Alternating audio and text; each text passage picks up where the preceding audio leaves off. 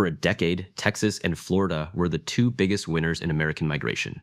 Millions of people moved in every year. But brand new moving data just revealed a shift almost nobody saw coming. The idea was everywhere. Escape the cold, escape the taxes, escape the high rent, and head south. Texas and Florida became the promised destination for anyone chasing a cheaper and warmer life. Year after year, the moving companies confirmed it. Their trucks rolled south, fully loaded, and came back nearly empty. Florida had ranked as an inbound state every single year since 2018. Then United Van Lines dropped its 49th yearly movers study at the very end of 2025. People opened it expecting the same old ranking. Instead, they found Texas and Florida missing from the top. Both states had been reclassified as balanced. That word matters. It means the number of people moving in was now almost exactly the same as the number moving out. The flood had stopped. To understand how big that is, look at how the study sorts states. A state is high inbound when 55% or more of its moves are people arriving. Balanced means the split is basically even. For Texas and Florida to sit in that middle zone is a first in recent memory. These were the states that defined the Southern boom. Now their arrivals and departures cancel each other out. And this is not one company having a strange year. The whole moving industry is reporting the same thing. Americans have slowed down. Fewer people are packing boxes and crossing state lines than at any point in years. Allied Van Lines found that moves between states fell 3% from 2024 to 2025. That came right after a 7% drop the year before. The trend is clearly pointing in one direction. The raw move rate tells the story even better. Back in 2022, there were about 14.2 interstate moves for every 1,000 people. By 2024, that rate had crashed all the way down to just 2.8. That is a stunning collapse in only 2 years. The country that loved to move suddenly stopped moving. And the states that gained the most from all that movement are the ones now feeling the freeze. So why did Texas and Florida cool off first? The answer starts with the one thing that made them attractive in the first place: cheap housing. That advantage has been fading fast. When millions of people rushed into Austin, Dallas, Miami, and Tampa, they brought demand with them. Home prices shot up, rents followed, the bargain that once pulled people south was gone. Florida had a second problem stacked on top. Home insurance in the state climbed to some of the highest costs in the entire country, driven by hurricane risk and a struggling insurance market. Suddenly, the math changed for a lot of families. The move to Florida was supposed to save money. Instead, the insurance bill alone could wipe out the savings from lower taxes.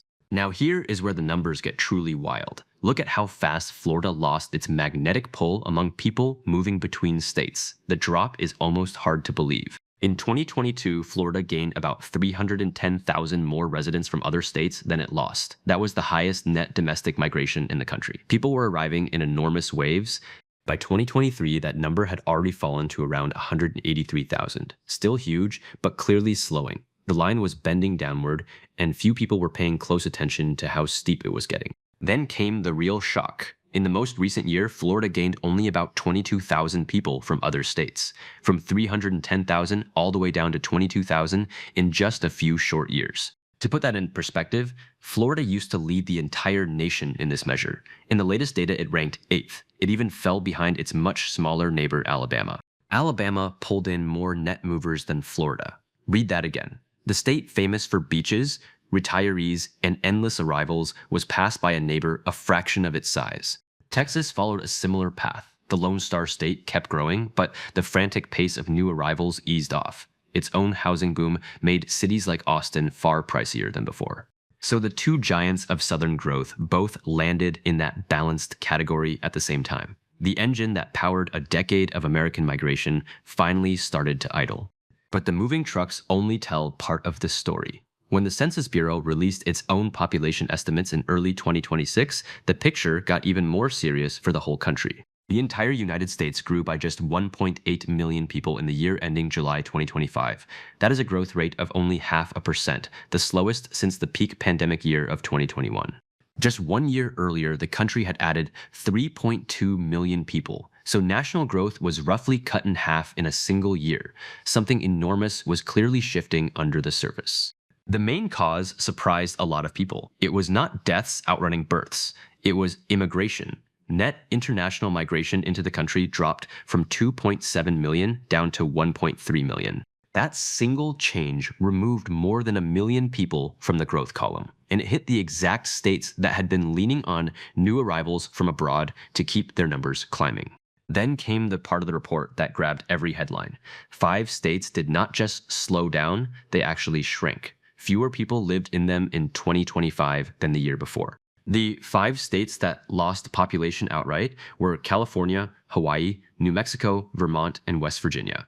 A mix of coasts, mountains, and small towns all pointing in the same downward direction.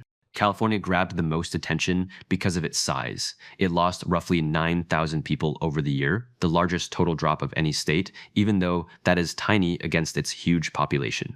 Zoom out further and the California story looks heavier. Since 2020, the state has lost more than 170,000 residents on net.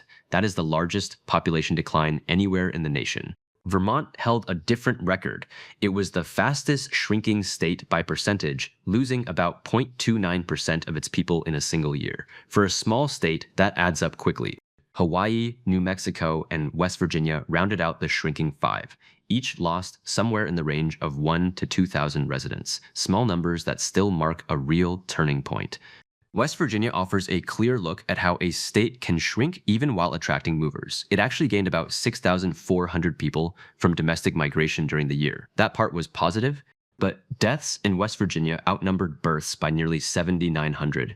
The state has an older population, and when that gap grows wide enough, even steady arrivals cannot keep the total from falling. This is the hidden force behind the whole slowdown. Births are down, the population is aging, and the immigration that used to fill the gap suddenly shrank. 3 pressures hitting at once. Now back to the twist that makes the Sun Belt story so strange, because here is the fact that most headlines skip right over. Texas and Florida did not actually lose population. In fact, they grew more in raw numbers than any other states in the country. Texas added the most people overall, and Florida sat right behind it in second place. Since 2020, Texas has grown by roughly 2.56 million people. Florida has added about 1.92 million. These two are still the biggest growth machines in the entire country by total headcount. So how can both things be true? How can Texas and Florida grow the most and still be called balanced by the movers? The answer is where this whole story finally clicks together. Their growth is no longer coming from a stampede of Americans fleeing other states. That surge has faded. What remains is a mix of births and international arrivals doing the heavy lifting. That is the real reversal. People are not abandoning the Sun Belt. The giant one-way rush from the rest of the country has simply run out of steam after a full decade. And when a giant slows down, the movement has to go somewhere. So the same 2025 study reveals a fresh set of winners now taking over the top of the inbound list. The #1 inbound state in the country was Oregon. Nearly 65% of its moves were people arriving, and Oregon had ranked all the way down at number 8 just a year earlier. Behind Oregon came a run of quieter states. South Carolina pulled in almost 61% inbound. Delaware reached nearly 60%. North Carolina came in close behind at about 58%.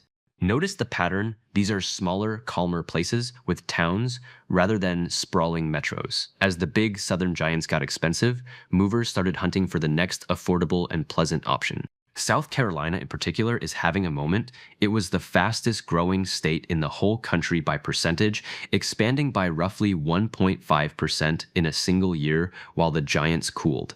So the flow did not stop, it just spread out. Instead of everyone chasing the same 2 states, people are fanning out into the Carolinas, into Oregon, into Delaware, and into smaller towns everywhere. And the reasons people give for moving have shifted too. The top reason in the latest study was not jobs or sunshine. It was the desire to live closer to family. About 29% of movers said family pulled them to a new place. Around 26% moved for a job or a company transfer. And roughly 14% were chasing retirement. That is a meaningful change from the boom years. Back then, the story was all about escaping high-cost cities and grabbing cheap space. Now people are moving for connection more than for a deal. Meanwhile, the states long known for losing people are seeing their own surprise. New Jersey again topped the outbound list, its 8th straight year at the top, with 62% of moves heading out. But even New Jersey showed a twist. Around 21% of the people arriving there were young adults between 18 and 34. The state has become a launch pad for early careers. And then a truly historic change appeared in the Midwest. Illinois, a state that had ranked near the very top for people leaving, moved into the balanced category for the first time in over a decade. Just a year before, Illinois had been the second highest outbound state in the entire country. Now its arrivals and departures were nearly even. Another long-standing pattern breaking apart. Put all of this together and a new map of the country starts to appear. The old story of red states booming and blue states emptying no longer explains what is really happening. Instead, the country is settling into a slower, more scattered pattern. Fewer people move at all. Those who do spread across many mid-sized states rather than piling into two famous giants. Affordability is now the force steering almost everything. When Texas and Florida were cheap, they won. As their prices climbed toward the coasts they once beat, their advantage slowly melted away. There is one more factor that could decide what happens next, and it hangs over every state on both lists. That factor is immigration, and its numbers are moving fast. Many big metros in California, New York, and Illinois have leaned on international arrivals to cover the Americans leaving for other states. That cushion has just gotten a lot thinner. With national immigration cut roughly in half, the states that depend on it face a harder road. If the trend holds, some of them could tip from slow growth into outright decline.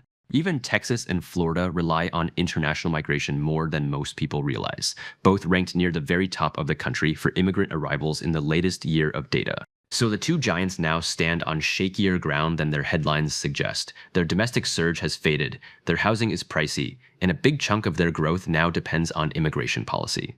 This is what makes the moment so important. The country is not simply swapping one boom region for another. The entire machine of American migration has downshifted into a much lower gear. For everyday people, this changes some of the usual advice. The obvious cheap escape to Texas or Florida is not as obvious anymore. The savings that once made it a clear choice have shrunk.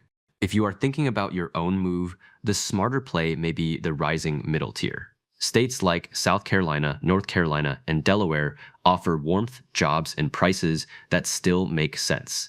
But the deeper lesson is about timing. Every hot destination eventually prices itself out. The crowd that makes a place desirable is the same crowd that slowly makes it expensive. Texas and Florida lived through the full version of that cycle in about a decade. They rose on cheap housing and open space, then cooled as their own success drove those advantages away.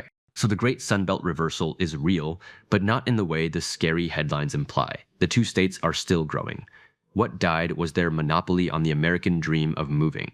American migration is slower now, more spread out, and far less predictable than it was a few years ago. Where people go next will be decided by prices, by family, and by policies that keep shifting under our feet.